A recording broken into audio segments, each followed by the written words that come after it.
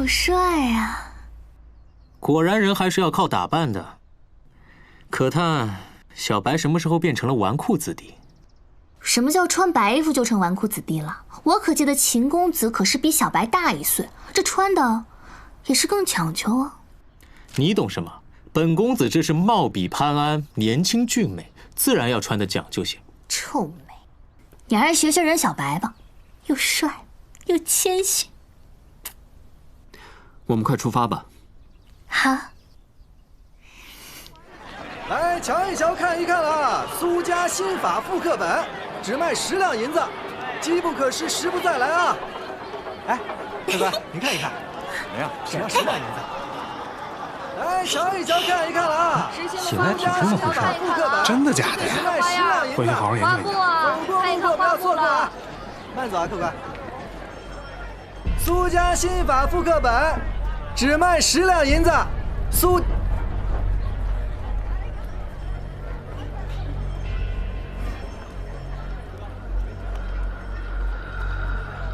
这新法从何而来？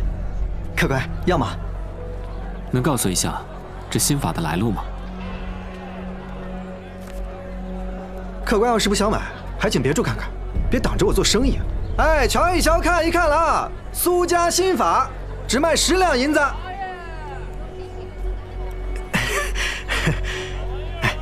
哎，其实这新法也不是什么稀罕玩意儿，客官要是想要，啊，我这多的是啊。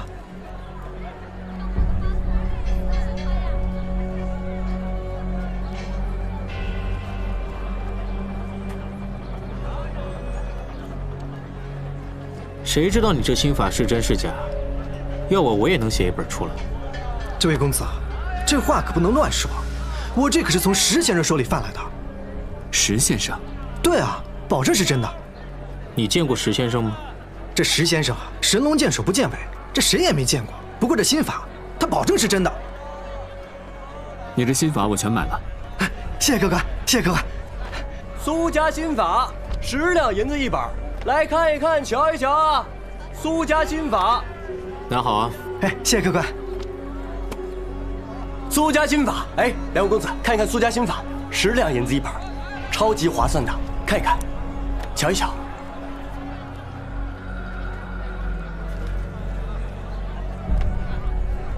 你这新法从何而来？从石先生那里买来的。你这些我全要了。哎，公子，你真是豪气啊！最近要不是手头紧，我才不会卖这些东西呢。此话怎讲？我听说，就是因为这个新法在江湖上流传开来了，那苏家的掌门人竟然引咎自杀了，这个门派就算是没了。来，哎，谢谢谢谢。那个石先生，肯定和魔教有什么关系，雁过留痕。一定能找到蛛丝马迹。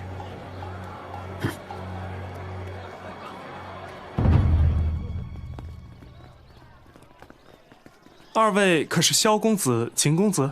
正是。风姑娘和冷姑娘也刚到店里，这不叫小的来接二位。哎，等等，冷姑娘是冷凝姑娘，风姑娘是风彩彩姑娘。正是。风大侠风千位之女风彩彩。人如其名，风采超群，武功超强，又知书达理，可谓和少庄主身份门当户对，堪称精品。门当户对？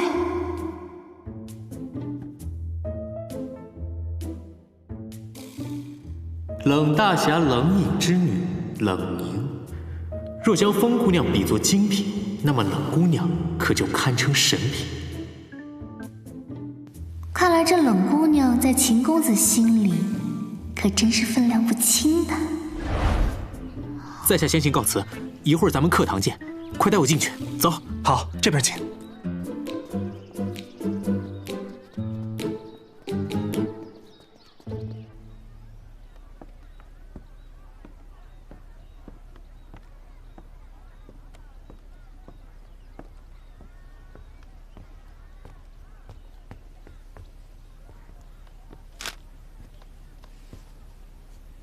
衣服不错嘛。嗯，怎么要见冷姑娘紧张啦？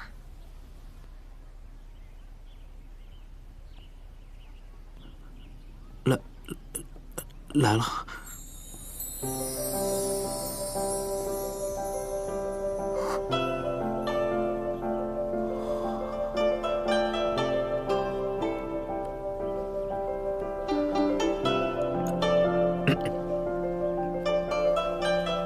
哪一个是冷姑娘？其中最貌美、最出众的那个呀。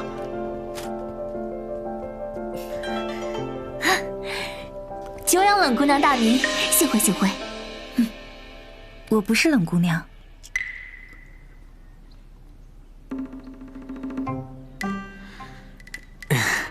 好久不见，冷姑娘。春花姑娘，这位才是冷年姑娘，这位是风采采姑娘。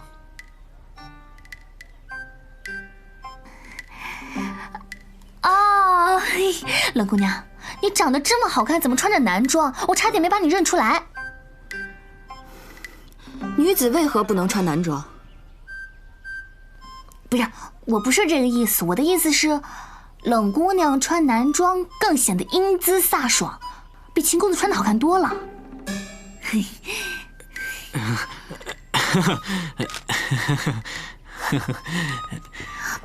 我男装不好看啦？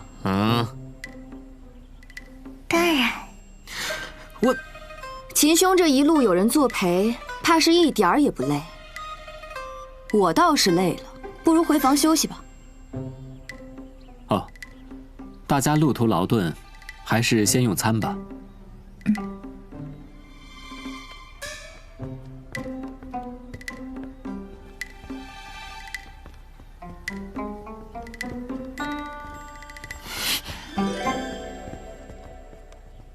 大家请用。公子，你我二人许久未见，采采这次前来，特地准备了一份礼物。这是我亲手缝制的一件长衫。公子的衣服大多素淡，以后要担当大任，还是着些重色长衫为好，以示沉稳。凤姑娘有心了，在下感激不尽。衣服的尺寸还是按照去年做的。我精心准备的衣服，小白穿着才好看。你这个算什么？谢过凤姑娘，这件衣服华贵，我必当妥善收纳。唉，冷姑娘一身帅气的男装，我好生羡慕啊。所以风姑娘不如把衣服给我吧，我来试试啊。这是萧公子的尺寸，春花姑娘要是喜欢的话，采采再做一套送你便是了。好啊，那就多谢采采姑娘了。那这个衣服就放在我这保管吧，以后小白的衣服啊都由我来保管。吃吧吃吧吃吧吃吧吃吧。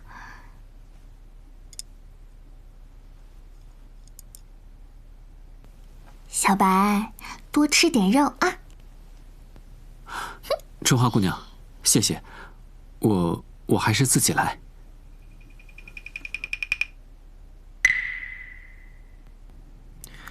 此次行来，我与春花姑娘交谈甚欢，姑娘真是伶俐，不如与我一起去秦府坐坐如何？秦府与凤鸣山庄不同，姑娘若是喜欢，久居也可。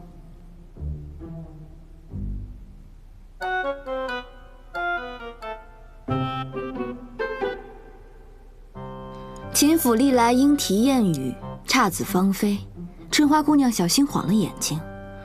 我倒觉得，凤鸣山庄重湖叠山，云树烟霞，总好过那些瑰丽俗艳。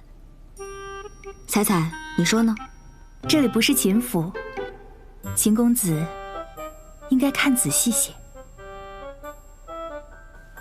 好你个秦流凤，利用我刺激心上人吃醋，哼，看谁利用谁。能够得到秦公子的青睐，这是我春花的福分。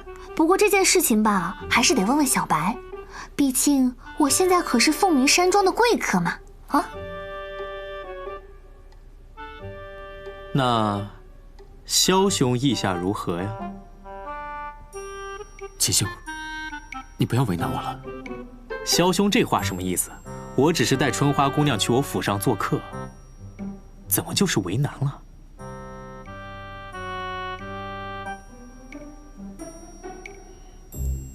哎呀，我这么可怜，公子当然是舍不得了。再说了，秦公子身边这么多姑娘相伴，我还是留下来陪小白好了。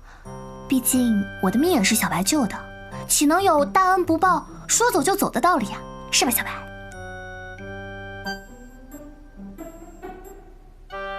春花姑娘好一副利嘴，在下佩服，佩服。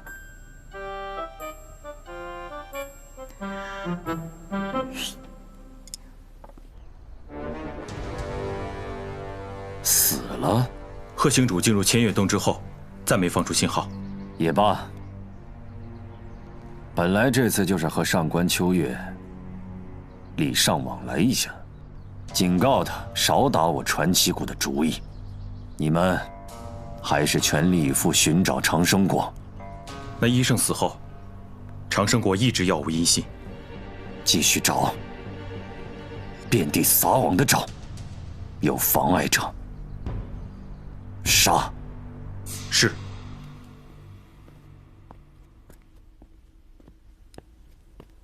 尊主，医圣怎么会变得如此弱不禁风？属下知错，是属下给了风千卫做人偶的药水。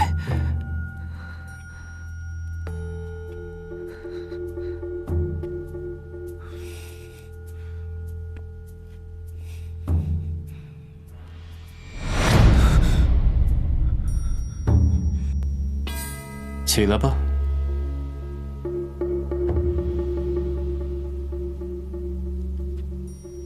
一枚长生果，就让白道的那些人乱成一团，做得好。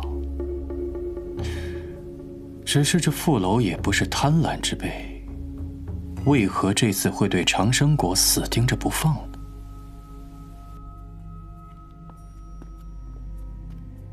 听闻傅楼所为都是因为他的夫人。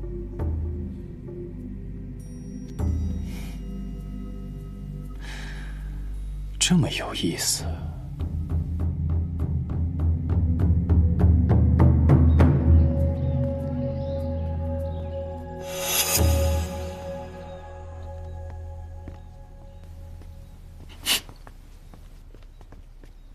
姑娘何事？这有一件事情吧，想要拜托你一下。姑娘请讲。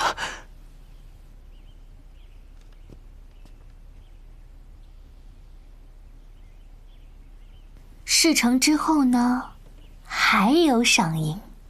正好，小的有一间客房，刚好符合姑娘您的要求，不然小的带您去瞧瞧。哎，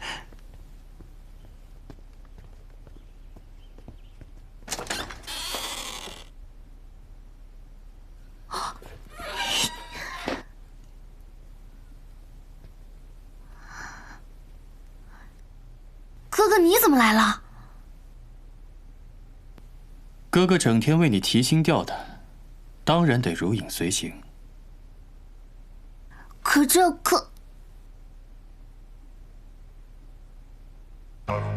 怪不得店小二带我来这里，他是你的人啊。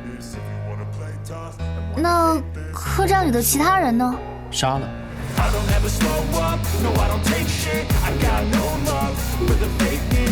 杀了？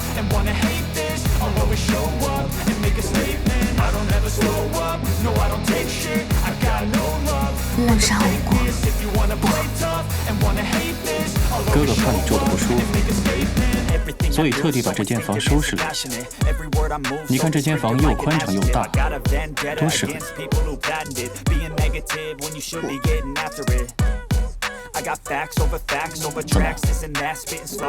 难道你收买店小二，不是为了住得舒服一点？我是想跟小白住一间房，你自作多情是吧？看来妹妹另有所图。你这不是明知故问吗？我就是想跟小白住一间，却被你调到这里来。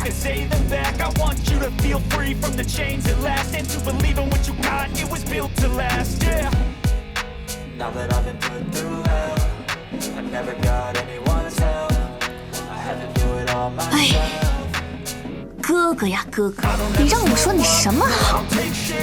这可是我苦心孤诣想出来的计策。是。我跟你讲。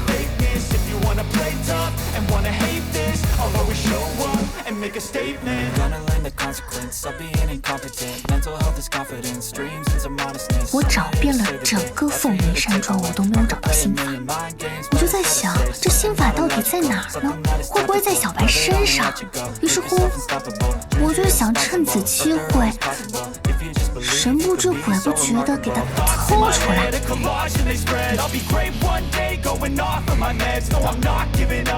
那是哥哥做。不，哥哥当然没有。我知道哥哥对我好，只是我这绞尽脑汁，这好不容易想出的办法，还被哥哥给搅没了。你说真是？那哥哥再宽限你些。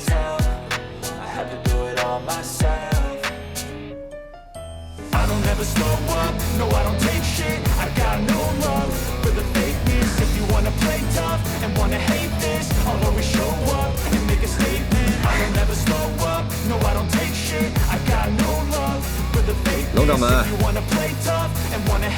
龙掌门，久等了。风掌门，风掌门可曾替老夫问候盟主？不知他身体是否好转？啊，盟主虽然说抱病在床，但仍事事亲力亲为，主持大局。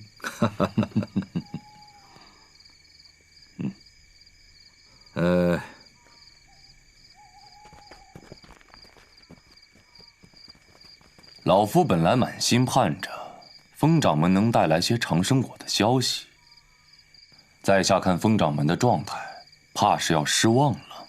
冷掌门说的轻巧，这个小丫头一口咬定她就是失忆，半个字都吐不出来。凭老夫的观察，怕是问不出一些有用的消息。哎，倒不如你我二人速速行动，另查长生果的线索，以免让他人抢占了先机呀。风掌门所言有理。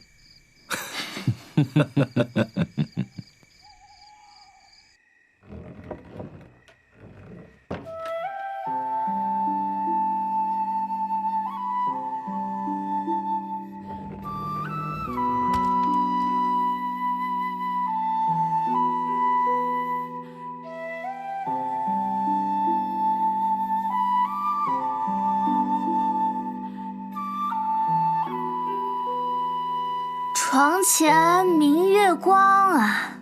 确实，今晚的月色很美。这一世，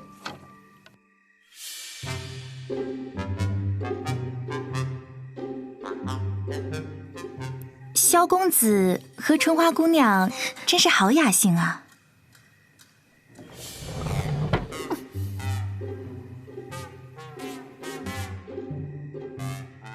公子，你可还记得我们儿时一起练武到3更？记得。当时的月亮和今天一样亮。这风姑娘果然是习武之人啊！这大晚上还声如洪钟的，让人根本睡不着觉。打扰春花姑娘休息了，失礼，失礼。春花姑娘，你要是累了，就早点歇息吧。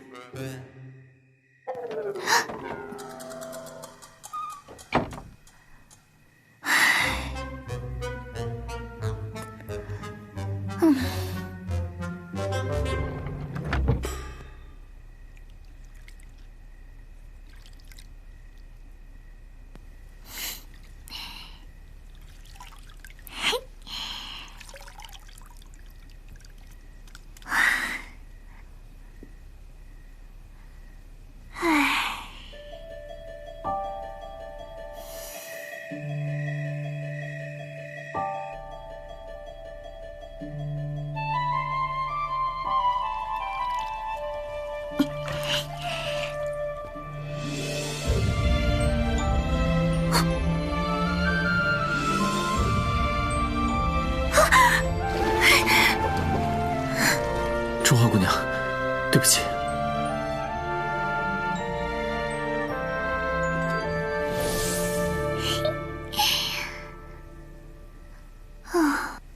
好罪恶呀！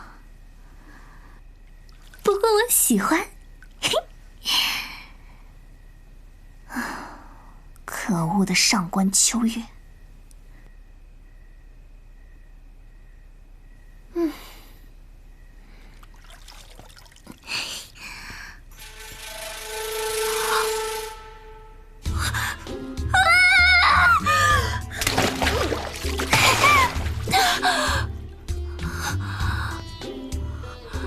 小春花怎么如此不小心啊？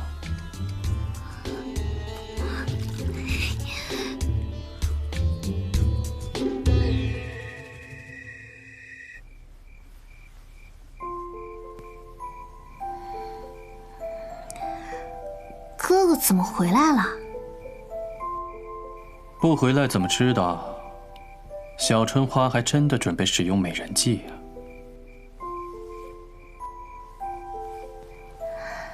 你怎么就那么若无其事？每次你都随随便便出现，刚才还偷看我洗澡。妹妹又不是别人，哥哥也不是偷看。再说了，妹妹从小跟哥哥一起长大，你身上什么地方哥哥没看过？小白不解风情，哥哥胡搅蛮缠，这个洗头也太疯狂了！啊这！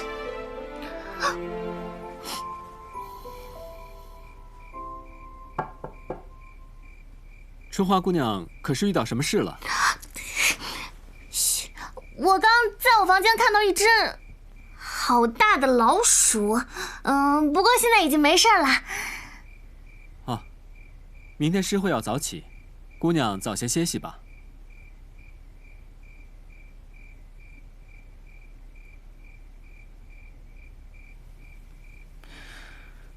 小春花，记住你是妖女，不是仙女。哥哥上次说过，不准用美人计，丢人现眼。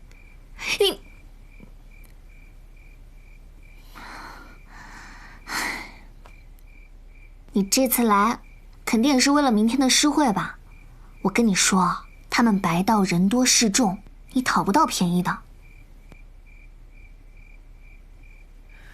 妹妹照顾好自己就行了。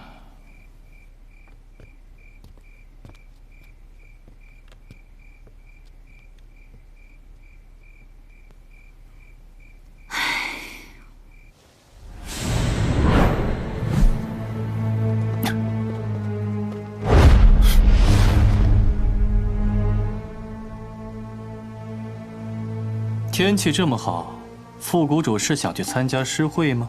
少在这装糊涂！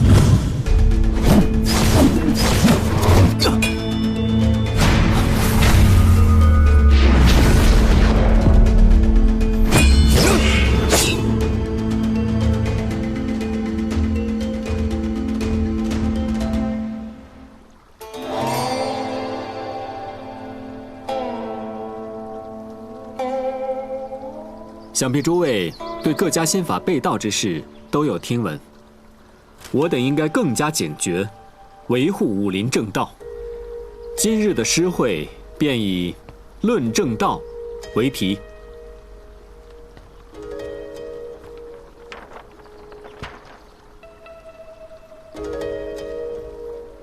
生当作人杰，死亦为鬼雄。好。秦公子，你不觉得这首诗有点耳熟吗？好像是李清照做的诗啊。初次听闻并不觉得，而且，李清照是谁啊？秦流风这样的才子会不知道李清照？难不成系统就是这么设定的？这就好办了，今年诗会状元肯定是我。上官秋月，你别以为我真的不敢杀你。来呀！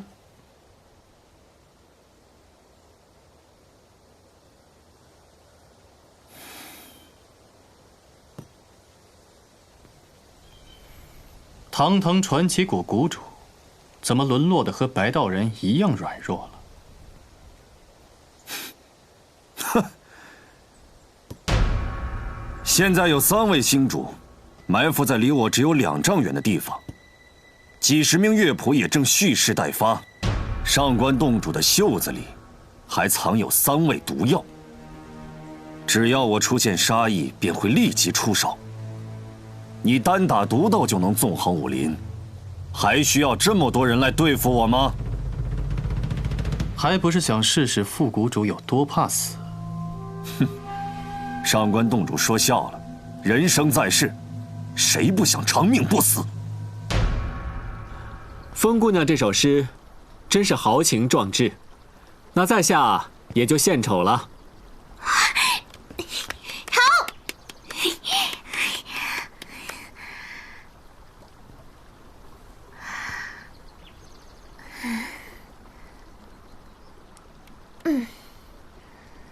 父母且不顾，何言子与妻？捐躯赴国难，视死忽如归。好，父母且不顾，何言子与妻？好一个视死如归啊！少庄主当真是大侠风范，好诗好诗。好。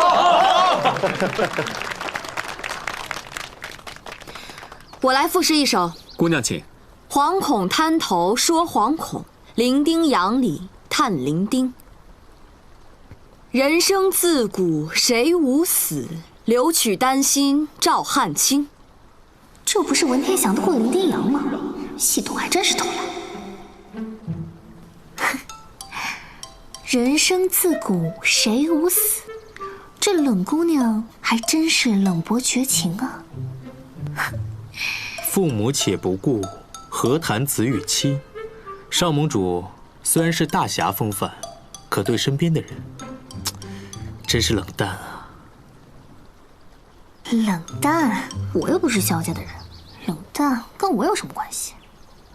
听说你昨天还给萧家的灵位上了香啊？你看人冷姑娘一身正气，再看看你，跟野鹤一样，一点都不般配。春花姑娘，咱们同是天涯沦落人，你就不要嘲笑我了。正如姑娘所言，舍身取义，则为正道。所言甚是，舍身取义，方为正道。萧公子和风姑娘站到一起，可真是一对璧人啊！才貌双全，连衣饰和神采都如此般配，家世也门当户对。去他的正道，去他的舍身取义，去他的江湖规矩！春花姑娘，你这是怎么了？我还以为诗会有多烂呢，不也就这样，贼没意思。江湖规矩年年如此。江湖这么大，规矩这么多，怎么快恩仇？说得好，不如我们就破了诗会这个规矩。正所谓，不破不立。秦公子有何高见？不如上台说与大家听听。哼，我居北海，君南海，寄雁传书谢不能。桃李春风一杯酒，江湖夜雨10年灯。公子这首诗与我们今日的论题有什么关联？这江湖正道就如这诗中之景，聚时有意，散时有情。古人云：情深意重。若情不深，如何意重呢？秦公子说得甚好。副谷主手刃仙师，囚禁师母，遁入魔教，还煽动我千月洞叛乱。你一路做到传奇谷谷主的位置，靠的不是苟活，而是亡命。哼，眼下我只想求到长生，再趟亡命。副谷主现在身强体壮，等到80岁再吃长生果，效果更佳。何苦急于一时呢？怕是这长生果不是给自己用的吧？人嘛，一旦有了牵挂，做事难免慌乱。想不到副谷主是个有情之人。上官秋月，你别在这胡说八道！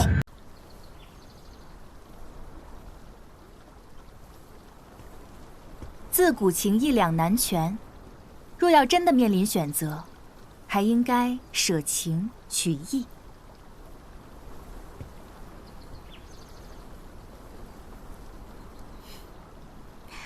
那彩彩姑娘的意思就是说，所谓江湖道义，就是要人去做一个无情之人了。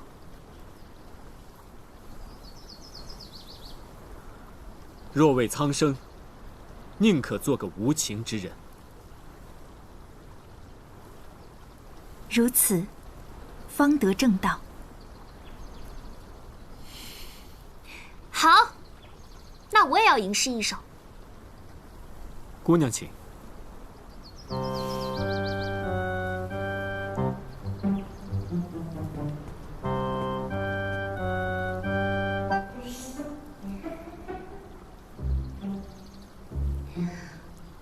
锄禾日当午，汗滴禾下土。谁知盘中餐，粒粒皆辛苦。好诗，好诗，好一首悯农诗啊！春花姑娘好文采。哎，我还有一首。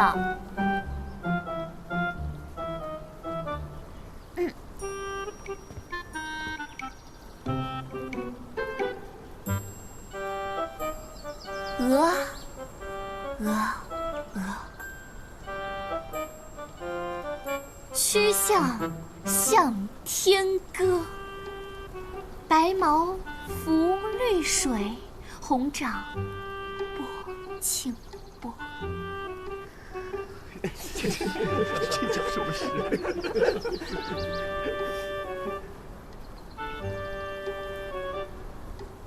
怎么了？这是秦公子7岁时做的诗，你不知道？这竟然是秦流风的原创。系统在开玩笑。儿时细作，春花姑娘有心了。谁有闲工夫去背你的诗啊？我只是一时兴起罢了。我还有两只黄鹂，一只红线，不吉利。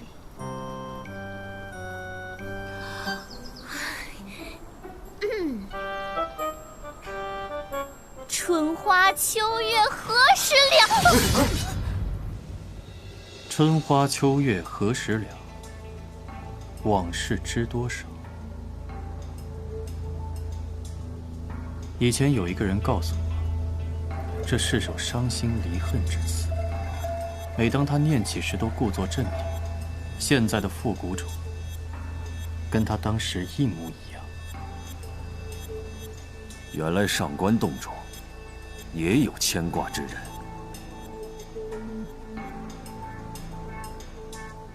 不，他早就死了。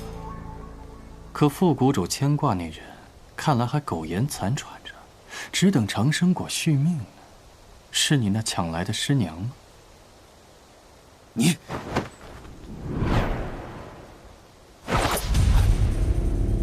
傅楼，没想到你也在找长生果。长生果的消息，只许你们白道知道。你看见长生果了？哼，蠢货，还想跟本座套话？冯掌门杀掉医圣，不成问题。本座可没有那么好对付。副谷主，你可不要血口喷人呐！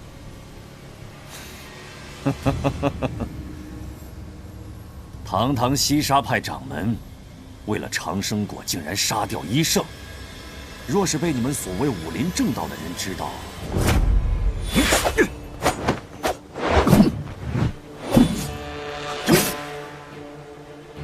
谷主，有话好好说。好，那你去把那名死而复生的女子抓来。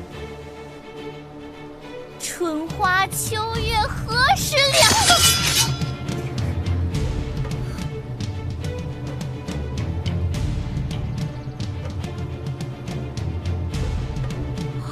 糟了，忘了秋月这2个字不能提。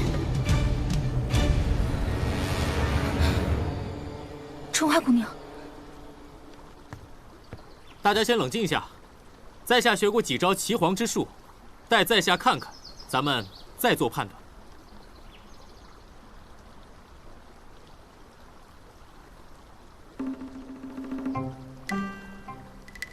怎么样？不急。在下早年间曾学过几招针灸之术，待我给他针上几针，片刻就会醒来。从没听说过秦公子也懂医术。春花姑娘，你可醒了？啊，我头疼，我想回去睡觉。春花姑娘方才定是饮了酒，又吹了凉风，我让风姑娘带你回客栈。啊，不要，我自己就能走。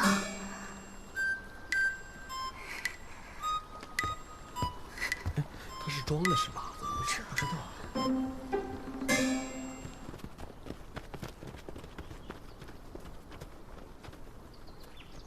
各位少侠，是何用意？今日是我武林正道盛会，这丫头信口雌黄，偏偏说出那2个字，莫非本就是魔教妖女？是在下疏忽了，忘记告诉春花姑娘这些忌讳，但姑娘也并非有意。少庄主侠义，可这姑娘究竟是何身份？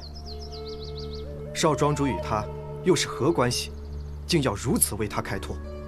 在下并非为春花姑娘开脱，只是我觉得错不在春花姑娘，而在秋月2字。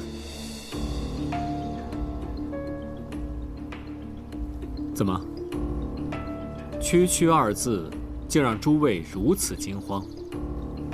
我等应该同心协力铲除魔教，不应在此咬文嚼字，忌惮区区一个名字。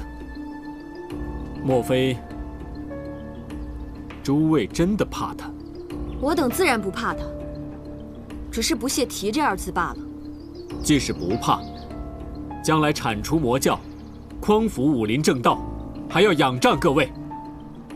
今日风雅盛会，不要让兵器出鞘，寒光闪闪，坏了气氛。我特意请了几位乐坊姑娘，且听几曲清音，添些诗情画意，如何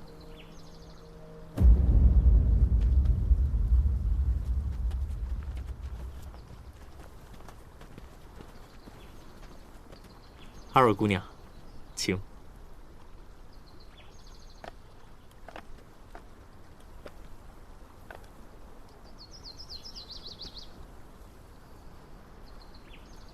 多谢秦兄大义。你以后谢我的还多着呢。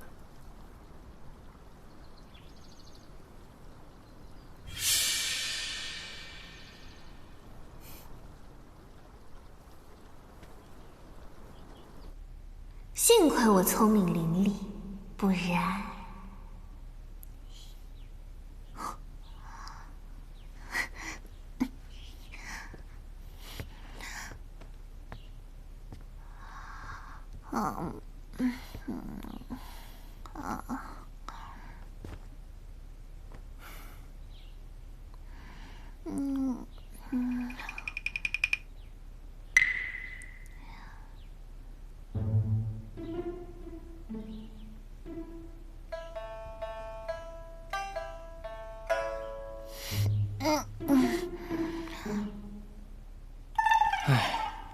他怎么又来了？酒量不行，还偏要逞强。哥哥这是要干嘛？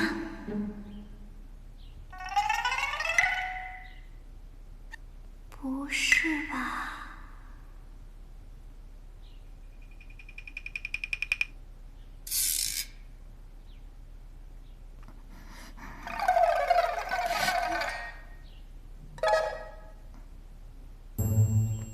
既然小春花不想吃药，那哥哥就只能按照自己的办法来了。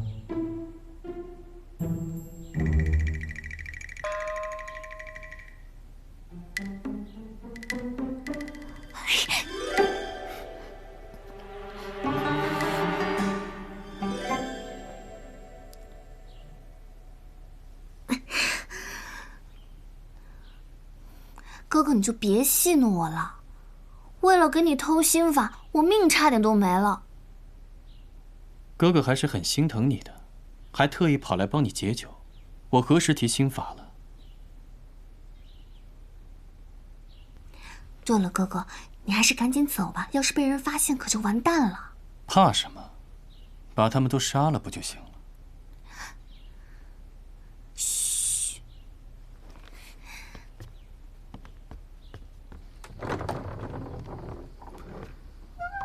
来了，拿出来。何物啊？你明知故问啊？心急，吃不了热豆腐。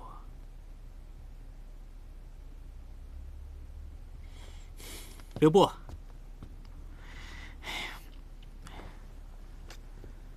我爹托人打探，花家坚称，花小磊已死。死因为何？花家对此事讳莫无言。不过，等你看到花小磊生前画像，或许你会对此事另有判断。这画像你是不是看过？我怎么可能看过？我秦某的为人，你还不相信吗？不信。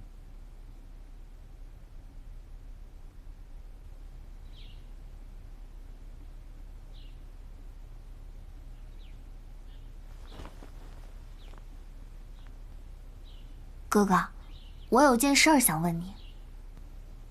什么事儿？萧白那个未过门的妻子花小磊，死于火海。确有此事。连尸体也没有找到。不错。那到底是谁纵的火？纵火的就是你。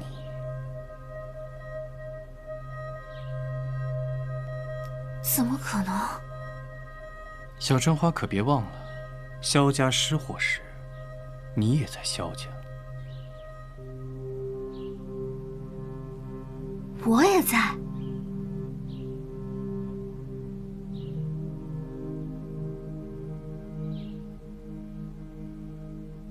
你骗我，我不信。小真花果然健忘，你呀，以前鬼点子多。所以就混进了凤鸣山庄，说是要替哥哥偷心法。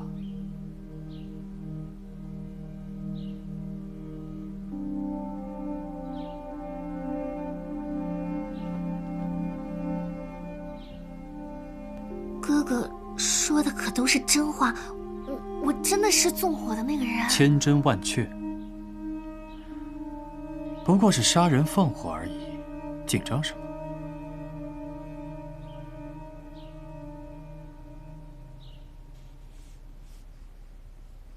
萧兄，如此下去，我们什么时候才能一睹花家小姐的真容啊？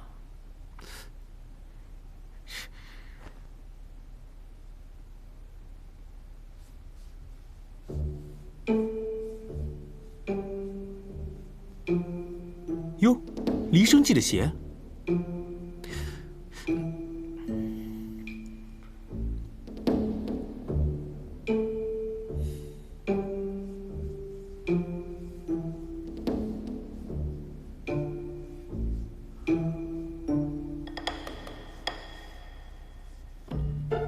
哇，星云记的项链。秦兄，你还是出去吧。啊，来。这神神秘秘的，谁稀罕？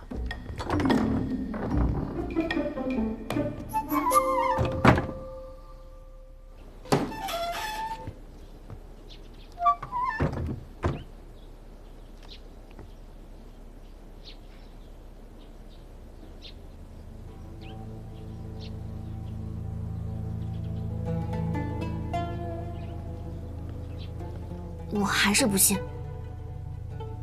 妹妹这是怀疑哥哥。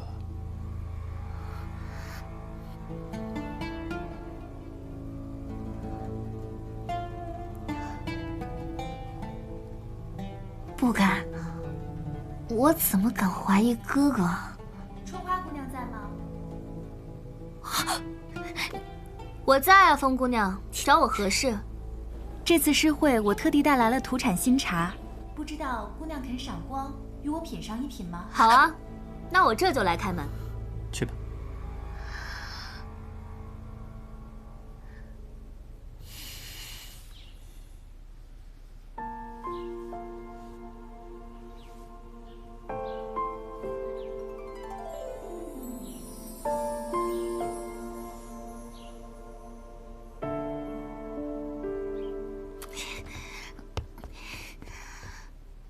春花姑娘，风姑娘，我这酒醉未醒，实在是不方便与你相见啊。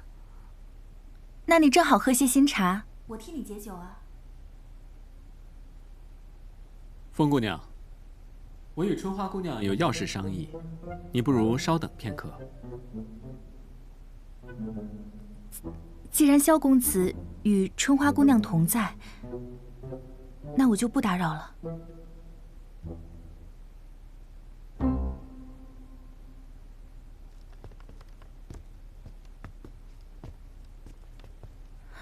萧公子，你怎么？我来找春花姑娘，有要事商议。可我刚刚明明在她屋子里听到你的声音。风姑娘怕是听错了吧？我刚刚明明在秦兄的房间。难道是尾生之术？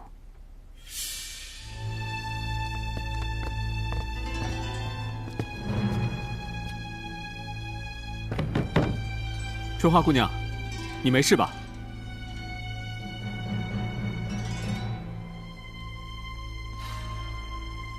我们要进来了。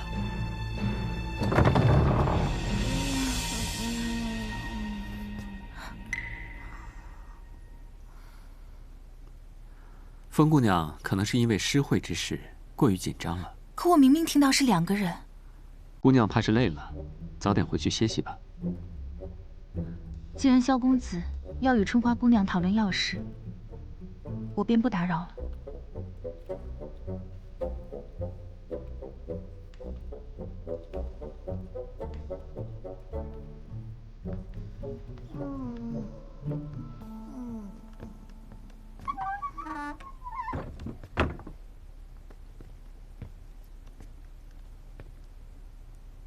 姑娘，你好些了吗？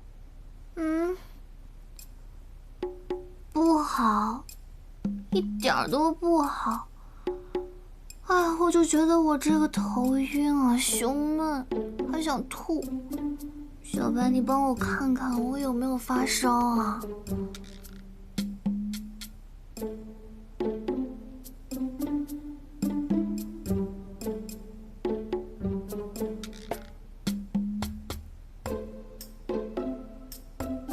我这就吩咐小二去拿一些醒酒汤来。哎，不用。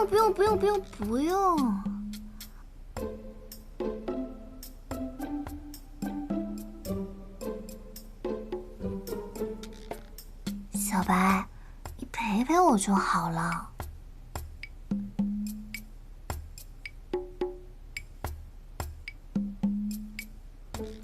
春花姑娘，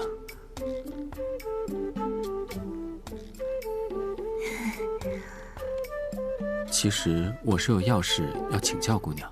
既然姑娘酒醉未醒，那我还是改日再来问吧。小白，姑娘酒醒了。小白，你陪我出去吹吹风吧。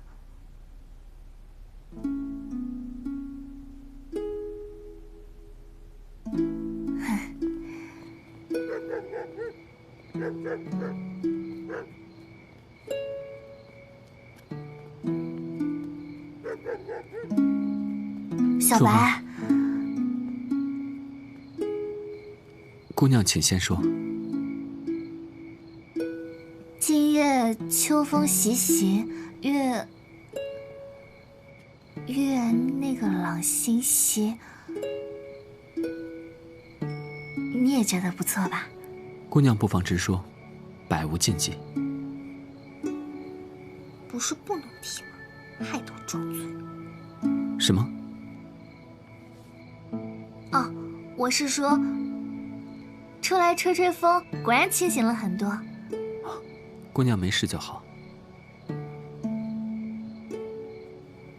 小白，今天诗会我真的不是故意的，我真的是没有想起来其他的诗，一时词穷我就……姑娘并没有错。若非魔教兴风作浪，武林岂会人心惶惶？只是之前的事，春花姑娘一点都不记得。我是上官秋月的妹妹，还是我放火烧了凤鸣山庄？不记得。不过小白，你有话就直说吧，我知道的我都告诉你。关于姑娘的一切，在下我都想知道。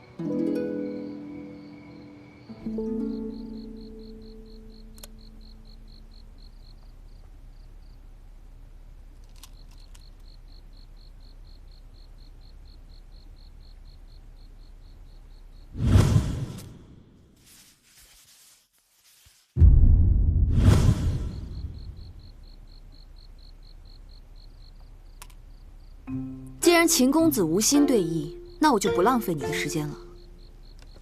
冷姑娘留步，秦某给你赔个不是。秦某并非心不在焉，只不过有些事情实在令人匪夷所思。莫非又与那春花姑娘有关？怎讲？诗会那天，春花姑娘一鸣惊人，可算得上是名扬天下了。春花姑娘并非武林中人，不拘小节也是可以理解的嘛。你这般袒护，好像本姑娘故意责怪了她似的。我不是那个意思。本姑娘才不在意你什么意思。秦公子一句一个春花姑娘，不如找那春花姑娘说那蹊跷之事去。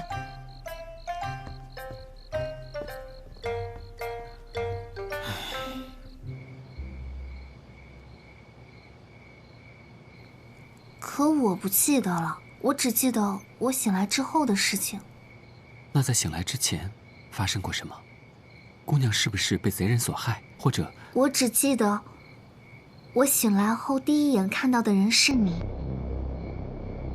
我只记得公子不管是习武还是做任何事情都无比的专注。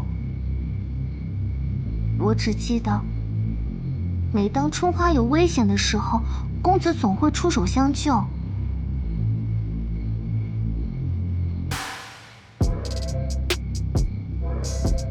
我还记得我误入公子私堂，在下鲁莽，请姑娘还是不要记得这样的事。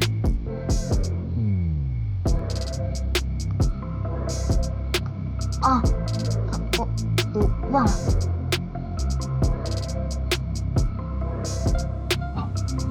姑娘一天都没有好好吃东西了，现在可还有胃口？小白最贴心了。有。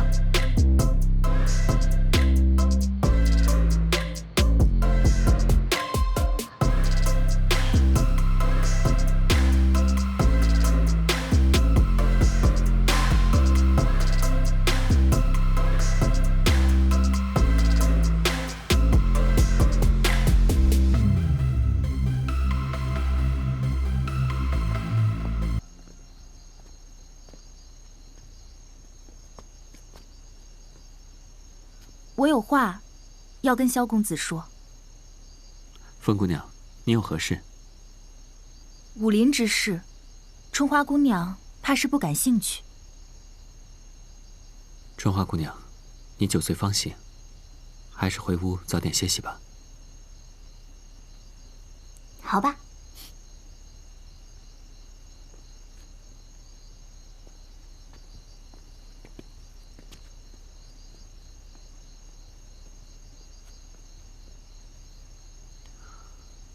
姑娘，请讲。今日诗会，风姑娘，今日春花姑娘并非有意，只是酒后胡言乱语罢了。公子为何如此轻信春花姑娘？我武林正道，行事光明磊落，从不妄自怀疑任何人。更何况，春花姑娘是一个无亲无故的弱女子，她心思单纯，只是有时行事鲁莽罢了。并未有恶意。可我明明在门外听到尾声之术，打开门只有春花姑娘一人，这作何解释？风姑娘，在下自有分寸，只是现在不便言说。公子，天听则暗。谢姑娘提醒。天色已晚，我送风姑娘回去歇息吧。还有一事，小女送给公子的衣服，不知是否合身。在下还没来得及试穿。倘若不合身，公子记得告诉我，彩彩随时裁改。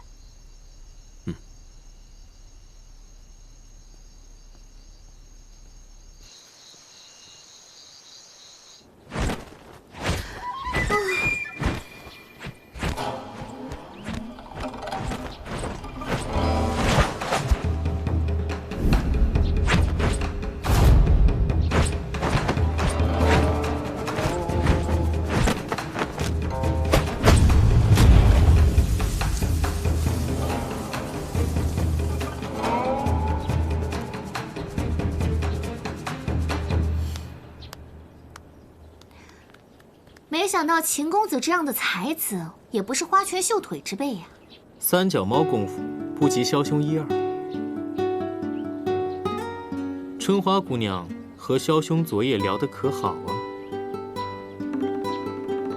很好啊，还去吃了点宵夜。哦，对了，秦公子，我推荐给你啊，路边街角有家馄饨店特别好吃。姑娘对身份有所隐瞒，可是有苦衷。隐瞒？我有大魔头哥哥，还是我是纵火犯？换作是我，就不会这么傻。若是被公子知道，岂不是？秦公子在说什么？我根本就听不懂啊！昨日诗会之事，枭兄虽不至于怪罪春花姑娘，可若是春花姑娘有心欺瞒，枭兄心中必会生出嫌隙。到时候，你们家小白被别人捷足先登，可别怪我没有提醒你。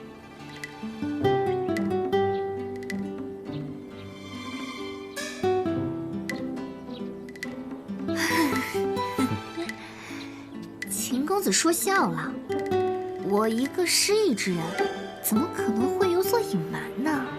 对吧？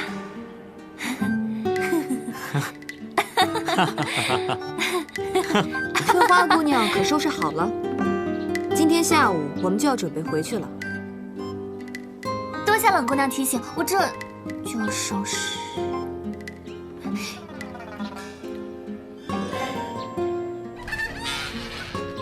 爹爹，你怎么来了？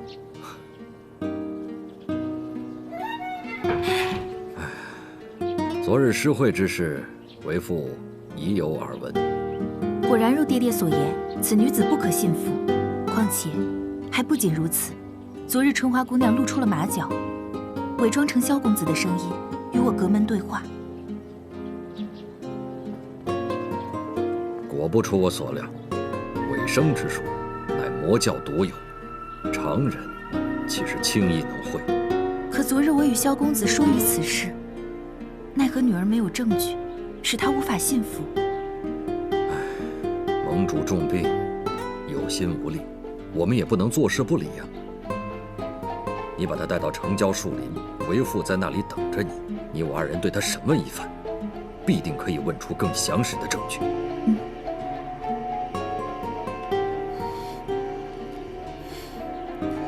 等我回了凤鸣山庄，我就能跟小白单独相处。